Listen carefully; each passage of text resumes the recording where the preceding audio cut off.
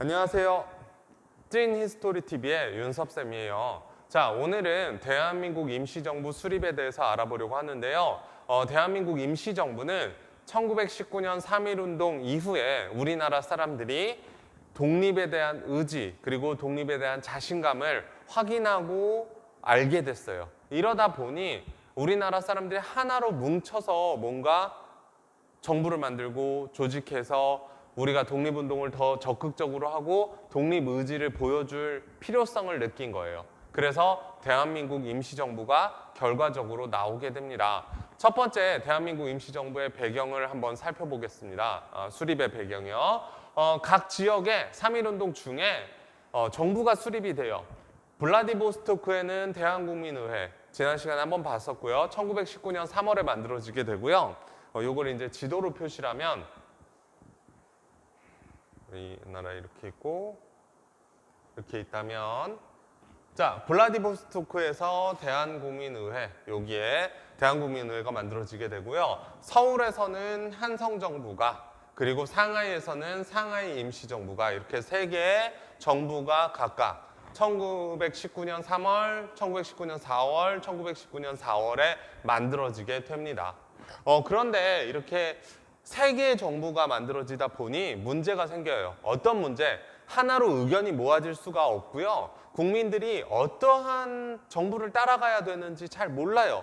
그리고 각각 하는 일도 좀 다르고 시행령도 다 다른 곳에서 나오고 하다 보니 고민하는 거예요. 어떻게 하면 좋을까?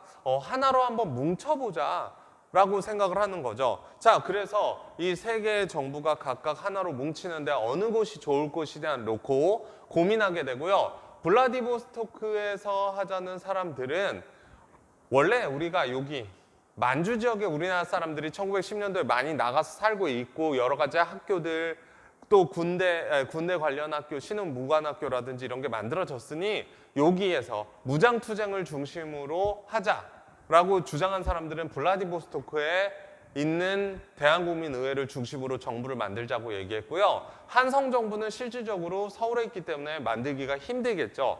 그리고 상하이에서는 이 당시에 상하이의 각 나라의 외교 공사관이 만들어져 있었기 때문에 외교 활동을 하는 게 굉장히 중요하고, 외교 활동을 하기에는 상하이가 좋다라고 얘기해서 상하이에서 만들자는 의견.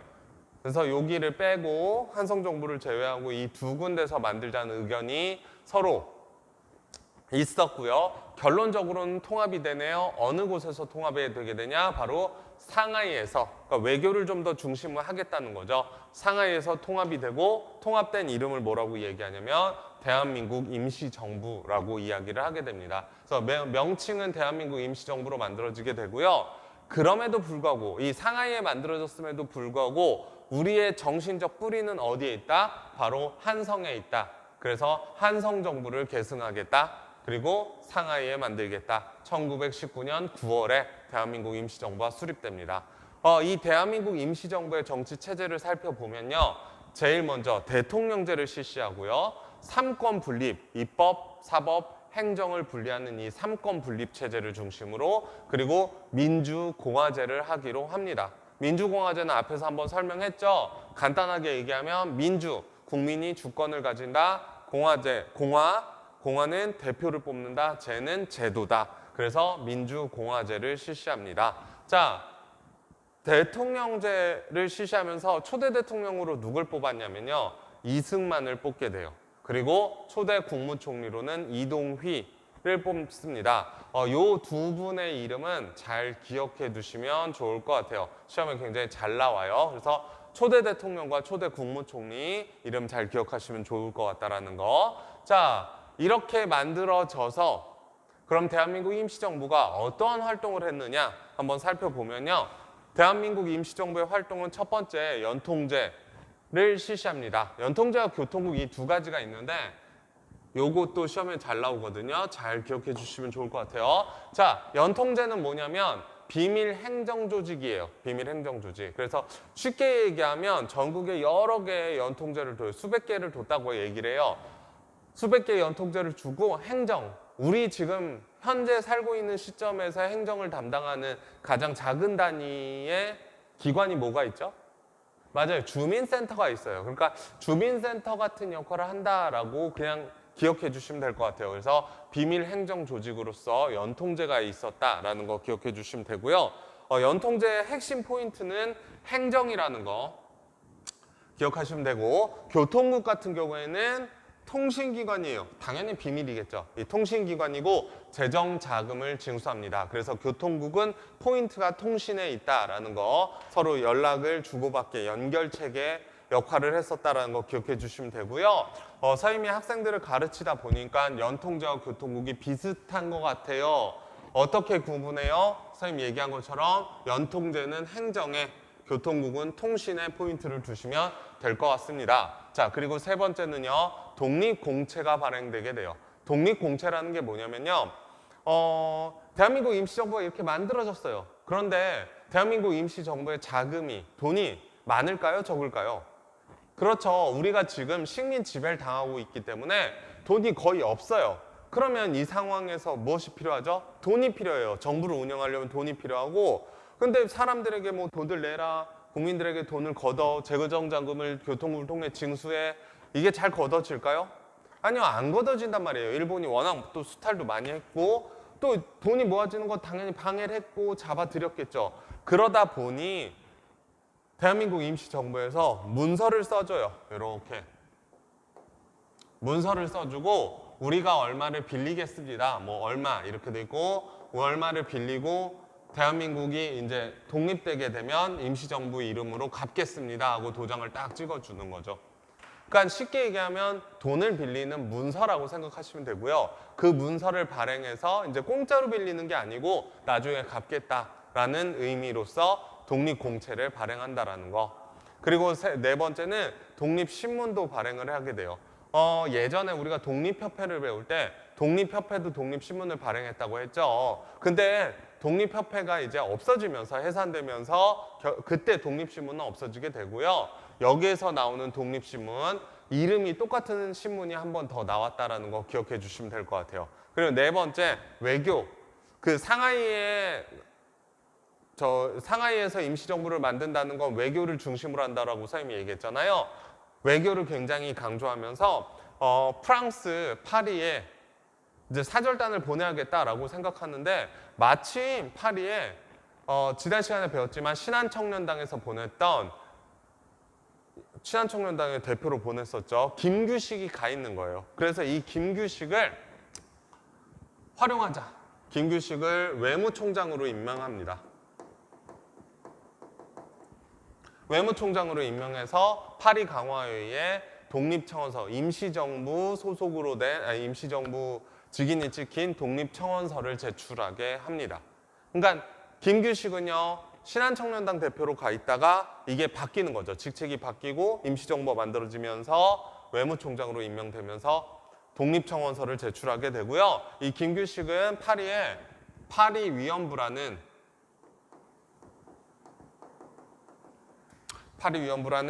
외교 담당 부서를 만들어가지고 외교 활동을 하게 되고요. 두 번째로 미국 같은 경우, 미국에는요, 구미위원부를 설치해서 구미위원부를 통해 독립요구서를 또 제출하게 됩니다. 미국에게. 자, 그리고 여섯 번째, 군사적인 활동도 있었습니다. 먼저 미국에서는요, 샌프란시스코 근처에, 미국 도시 샌프란시스코 근처에 비행사 양성소를 만들어서 우리가 이제 비행사를 키워내고요. 그리고 만주에서는 참의부는 이제 좀 뒤에 만들어지게 되는데요. 참의부를 대한민국 임시정부 직할 부대로 삼아서 만들게 되고, 원래 있었던 서로군정서와 북로군정서를 임시정부 소속으로 들어오게 만듭니다. 자, 그리고 상하이에서는요, 육군 무관학교가 건립이 됩니다. 자, 그렇게 해서 대한민국 임시정부의 활동을 알아봤고요. 이제 대한민국 임시정부가 변화하는 과정에 대해서 한번 보겠습니다. 먼저 일제가 연통제와 교통국을 다 찾아내서 와해시켜요. 철저하게 찾아내서 와해시키게 되고요. 이렇게 와해돼서 자금난에 시달리고 있는 이 임시정부에서 또 하나의 사건이 터지게 됩니다. 바로 초대 대통령이었던 이승만이 국제연합에다가 위임통치 청원서를 제출하게 돼요. 이승만 대통령은요, 대통령이었지만 초대 대통령으로 있었지만 실질적으로 상하이에 머문 기간은 약 7개월 정도밖에 되지 않고요. 나머지는 대부분 어디에서? 미국에서 외교 활동을 하게 됩니다. 미국에서 외교 활동을 하다가 이승만 대통령이 독단적으로 아무하고 상의하지 않고 독단적으로 위임 통치 청원, 우리 대한민국 임시정부는 스스로 통치할 능력이 없으니 국제연합이 대신 통치해달라는 통치 청원서를 내게 되고요. 이게 굉장히 크게 대한민국 임시정부 내에서는 문제화되고 우리 스스로 지금 얼마나 활동을 했다고 위임 통치 청원을 하냐, 이거 안 되겠다, 이승만 대통령 탄핵하자 해서 이승만 대통령을 탄핵해서 결국 대통령 자리에서 내려오게 합니다. 그리고 2대 대통령으로 누가 뽑히게 되냐? 앞에서도 한번 설명한 적이 있었던 박은식 선생님이 대통령이 됩니다. 2대 대통령이요. 자, 임시정부는요, 이때쯤 돼서 노선이 또 변화하게 돼요. 외교를 계속 강조하는 노선도 있었지만 실력을 키우자는 실력 양성론자들과 무장투쟁을 통해서 독립을 하자는 사람들, 이렇게 둘로 갈리게 되고요. 결국 이 의견들이 모아지지 않자 모든 임시정부 소속 사람들을 다 모이게 해서 회의를 열어요. 이대로 뒀다가는 우리가 어떻게 만든 임시정부인데 이 임시정부가 와해돼 버리겠다, 안 되겠다, 전부 모여. 그래서 전부 모입니다. 모여서 한 회의가 뭐냐? 국민대표회의가 열리게 돼요. 1923년에 6개월 동안 서로 회의를 하는데요. 각각 주장이 달라요. 첫 번째 창조파가 있고요. 두 번째 개조파, 세 번째 현상유지파가 있는데 창조파는 임시정부 완전히 와해시키고 해산시키고 새롭게 만들자라는 거고요. 개조파는 원래 있었던 데 내에서 우리가 개조를 해보자. 그리고 현상유지파는 대통령도 이제 바꾸고 탄핵해서 바꾸고 나서 우리 현상유지를 한번 해보자라는 세 개의 의견들이 갈리게 되고요. 창조파, 개조파가 극명하게 대립을 하면서 결국 6개월간의 회의 끝에 분열되게 됩니다. 자, 그래서 이 이후로는 임시정부가 이제 김구 주석이 모든 권력을, 그러니까 당을 통합해서, 뒷부분에 배울 내용인데요. 당을 통합해서 하나로 만들기 전까지는 굉장히 어렵고 실제로 하는 일들이 굉장히 적게 된다라는 거. 물론 이름은 계속 남아 있어요. 45년까지. 그렇게 기억해 주시면 될 것 같아요. 자, 임시정부의 그 변화 과정은 이렇게 돼서 결국 국민대표회의 개최를 통한 이 분열이 있었다라고 설명했고요. 이어서 지도체제를 살펴보면 먼저 대통령 지도제가 있고 두 번째는 국무령 중심 내각 책임제. 그래서 맨 처음에 만들 때는 1919년에 대통령 지도제로 갔다가 1925년에는 국무령 중심 내각 책임제로, 그리고 세 번째는 국무위원 중심 집단 지도체제로 1927년에 바뀌게 되고요. 요게 이제 1940년에 각자 나눠져 있었던 당들이 하나가 되면서 주석 지도체제로 해서 대한민국 임시정부의 힘이 다시 한번 모아지게 됩니다. 그리고 1944년에 이제 광복을 1년 앞둔 상황에서 주석, 부주석 체제로 바뀌게 된다는 거 기억해 주시면 될 것 같아요. 자, 네 번째는 한인애국단입니다. 한인애국단이 만들어지게 되는데요. 여러분 많이 들어보셨을 거예요. 이 한인애국단이 만들어진 배경에는요, 임시정부의 위기를 타개해야겠다라고 생각하신 누가? 김구 선생님이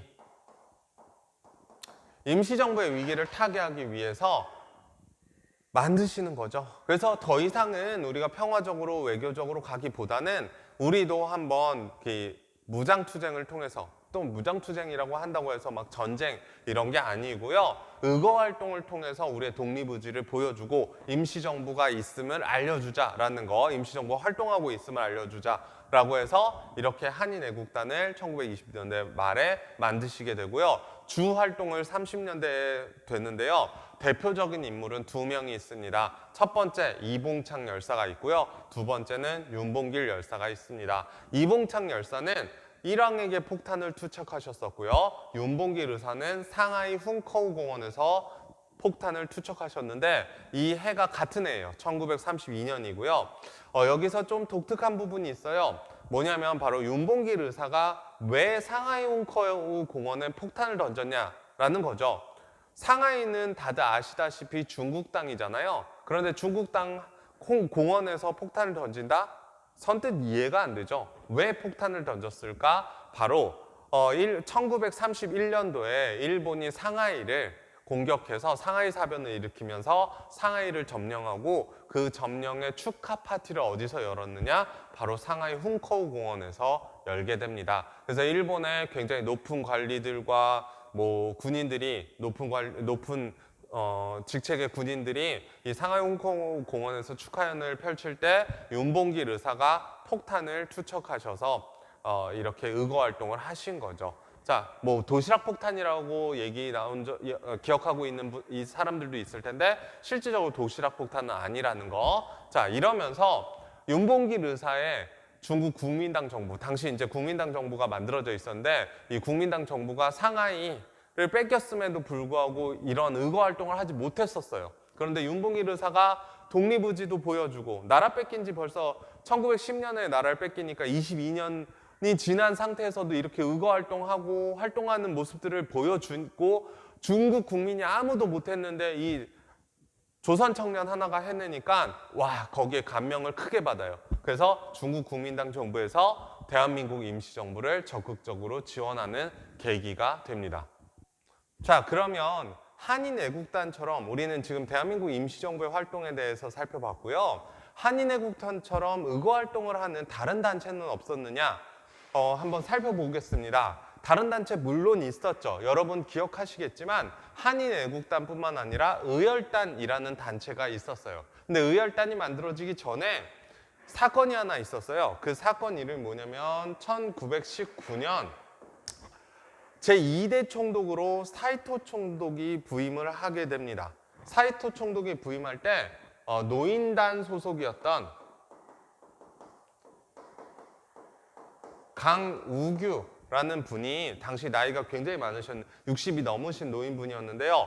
이 노인분이 사이토 총독이 서울역에서 내릴 때 폭탄을 투척하는 사건이 일어납니다. 자, 이 의거 활동이 일어나는 거죠. 이 의거 활동이 있은 후 얼마 안 돼서 의열단이 만들어지게 됩니다. 의열단은 김원봉 선생님이 조직을 했고요. 이 김원봉 선생님이 조직한 이후에 굉장히 많은 의거 활동을 하게 되는데요. 활동을 한번 살펴보면 박재혁, 최수봉, 김익상, 김상옥, 김지섭, 나석주 이런 분들이 대표적으로 활동하신 분들이고요. 1920년 박재혁 의사는 부산경찰서, 최수봉 열사는 밀양경찰서, 김익상은 조선총독부에 김상옥은 종로경찰서 이런 식으로 폭탄을 투척했었는데 폭탄을 던지거나 총을 쏘거나 건물을 파괴하거나 하다 보니 김원봉 선생님이 느끼시기에 있었어요. 뭐냐면 이렇게 의거 활동을 해도 사람들은 도대체 어떤 것을 명분으로 해서 의거 활동을 하는지 잘 모르는 거예요.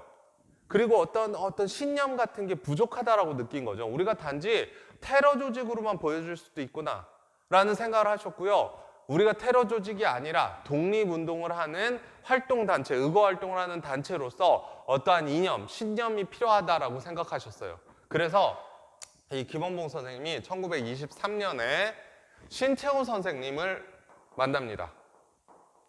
그래서 신채호 선생님께 얘기를 하는 거죠. 우리가 어떠한 이념적으로 사상을 딱 가지고 의거 활동을 한다는 걸 보여줄 수 있게 그 사상을 하나 적어주십시오라고 하고요. 신채호 선생님이 A4 용지 한 장 반 정도 되는 분량으로 적어주세요. 이러한 신념 아래 너희들이 활동을 한다는 걸 밝혀라.